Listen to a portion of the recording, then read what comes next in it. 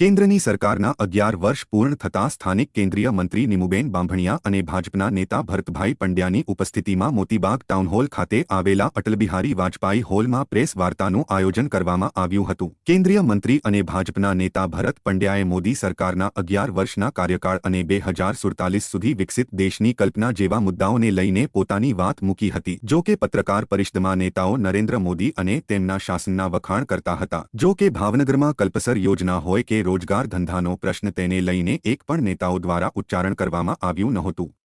પત્રકારોના ભાવનગર શહેર જિલ્લાના પ્રશ્નો કરવામાં આવ્યા હતા, પરંતુ તેના જવાબો આપવામાં નેતાઓ પાછી પાની કરી રહ્યા હતા, જેને પગલે સ્થાનિક નાગરિકોમાં આ પ્રકારના પ્રશ્નો પણ ઉઠી રહ્યા છે।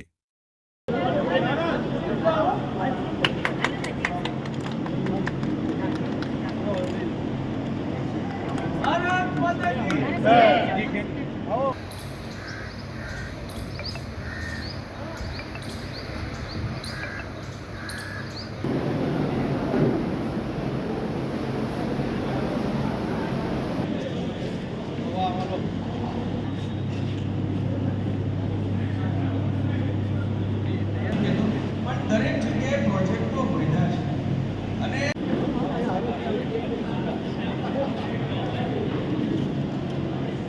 અતિ મહત્વનું કામ છે તો આયુષ્માન ભારતની યોજના છે।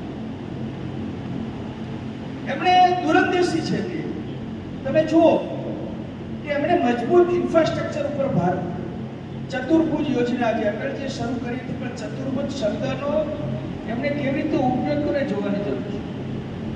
નેટવર્ક ભારતનું છે ને વિશ્વમાં આ રોડ રસ્તાનું નેટવર્ક બીજા ક્રમે છે।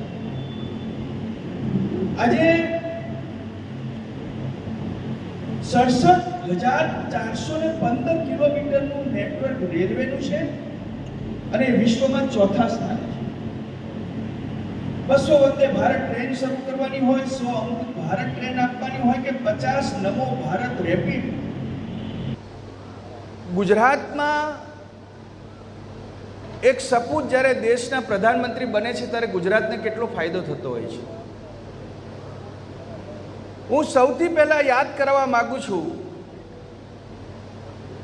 પ્રધાનમંત્રી બન્યાના માત્ર 17 દિવસમાં નર્મદા યોજનાના ડેમના દરવાજાની મંજૂરી જો આપી હોય તો આ નરેન્દ્રભાઈ મોદીએ આપી છે। ખાલી આપણે કલ્પના કરી શકીએ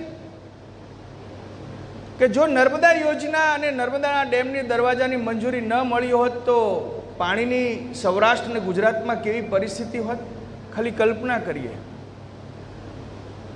એ દ્રશ્યો તમે કાલ્પનિક તમે જુઓ તો અંદાજ આવશે કે ભયંકર મુશ્કેલીઓનો સામનો કરવો પડ્યો હોત, પણ નરેન્દ્રભાઈ પ્રધાનમંત્રી બન્યા અને આજે નર્મદા યોજનાના નીર નદીઓ, તળાવો, નહેરો દ્વારા ગામે ગામ,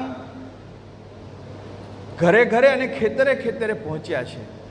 એટલે નરેન્દ્રભાઈનો ખાસ તો ક્યારેય નર્મદા યોજના માટેનું જે એમનું યોગદાન છે ગુજરાતની જનતા ક્યારેય ભૂલી નહીં શકે।